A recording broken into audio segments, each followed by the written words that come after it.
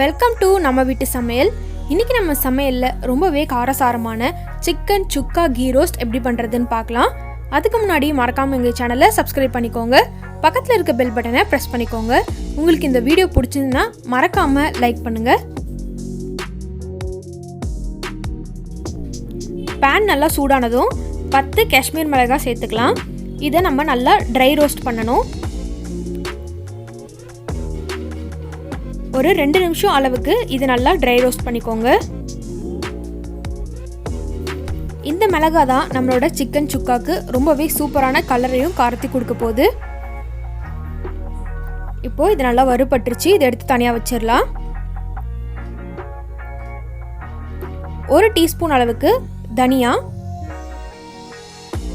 1 teaspoon அளவுக்கு மிளகு, 1 teaspoon அளவுக்கு சோம்பு,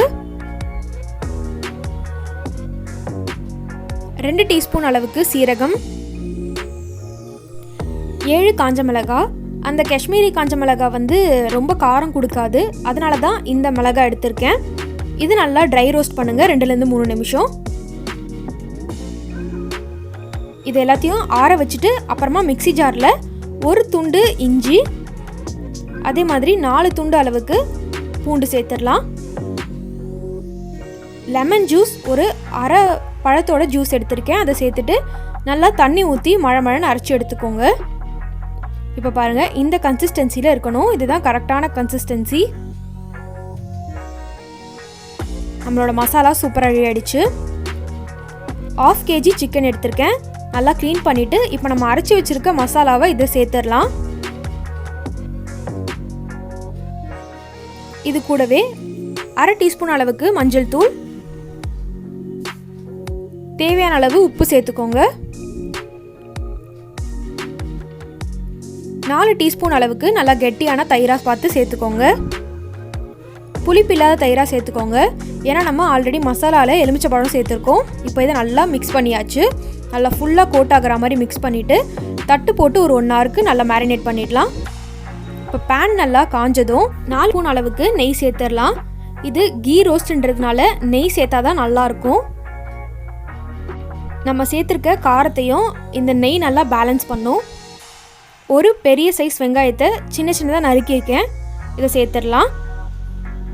ஒரு 2 நிமிஷம் அளவுக்கு நல்லா இதை வதக்கிக்கோங்க. கொஞ்சம் நல்லா கண்ணாடி பதத்தில் ஆகட்டும்.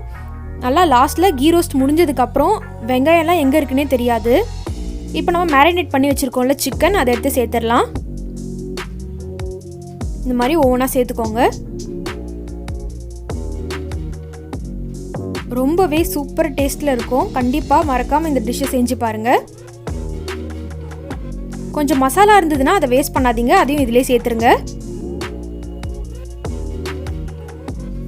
அவ்வளோதான். இதை கொஞ்சம் கொஞ்சமாக அப்படியே மிக்ஸ் பண்ணி விட்டுட்டே இருக்கணும். லாஸ்ட்டில் நல்லா ட்ரை ரோஸ்ட் ஆகி வரும். இப்போ பாருங்கள், கொஞ்ச நேரத்தில் லைட்டாக கலர் சேஞ்ச் ஆகிருக்கு. இந்த நேரத்தில் கொஞ்சமாக வெல்லம் சேர்த்துடலாம். அப்போ தான் காரத்தை நல்லா பேலன்ஸ் பண்ணி சூப்பரான டேஸ்ட் வரும். 10 நிமிஷம் நல்லா ரோஸ்ட் பண்ணி எடுக்கலாம். இப்போ பாருங்கள், 10 நிமிஷம் ஆயிடுச்சு. நல்லா சூப்பராக ரோஸ்ட் ஆகிடுச்சு. இன்னும் கூட இந்த மசாலா எல்லாமே தெரியாமல் அந்த அளவுக்கு நல்லா ரோஸ்ட் ஆகணும் சிக்கனு. ஸோ இன்னும் கூட இருக்கட்டும். இதில் இவ்வளோ மிளகா சேர்த்துருக்கோமே, காரமாக இருக்கும்லாம் நினைக்காதீங்க. அந்த மாதிரிலாம் இருக்கவே இருக்காது. ரொம்ப சூப்பராக இருக்கும். இன்னும் ஒரு 25 நிமிஷம் கழித்து இப்போ பாருங்கள், இந்த மாதிரி ரொம்பவே சூப்பராக நல்லா ரோஸ்ட் ஆகி வந்திருக்கு.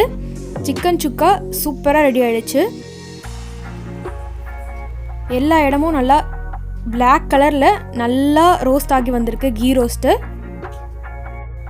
நம்ம நெய் சேர்க்கறதுனால அந்த காரம் எதுவும் ரொம்ப பெருசாக தெரியாது. குழந்தைங்கலாம் கூட விரும்பி சாப்பிடுவாங்க. கண்டிப்பாக நீங்கள் இந்த ரெசிபியை வீட்டில் செஞ்சு பாருங்கள். செஞ்சுட்டு எப்படி இருக்குன்றதை மறக்காமல் கமெண்ட் பாக்ஸில் சொல்லுங்கள். இன்னொரு சூப்பரான வீடியோவில் உங்கள் எல்லாரையும் சந்திக்கிறேன்.